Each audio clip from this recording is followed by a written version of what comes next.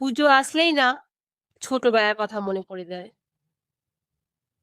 জামা কেনার জন্য কি বায়নাটাই না পড়তাম। কত এক্সাইটমেন্ট ছিল তখন। খবরের পাতা জুড়ে জুতোর বিজ্ঞাপন দেখে সিলেক্ট করে নিতাম কোনটা নেব। একটা ড্রেস ২০ বার করে ট্রায়াল দিতাম। সত্যি ছোটবেলায় কত ছোট ছোট জিনিস আমরা খুশি হয়ে যেতাম না?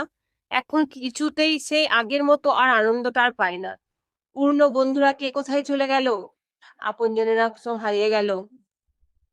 কখন যে এত বাজেট চলে এলো, লাইফটা কেমন যেন এলোমেলো হয়ে গেল। না, ভাবতে অবাক লাগে না? ছোটবেলায় ভাবতাম কবে বড় হব, এখন মনে হয় বড় না হলেই বোধহয় ভালো হতো। খুব তাড়াতাড়ি আমরা বড় হয়ে গেলাম না? ছোটবেলাটা যদি আবার ফিরে পেতাম, সোনার দিনগুলো যদি আবার ফিরে আসতো।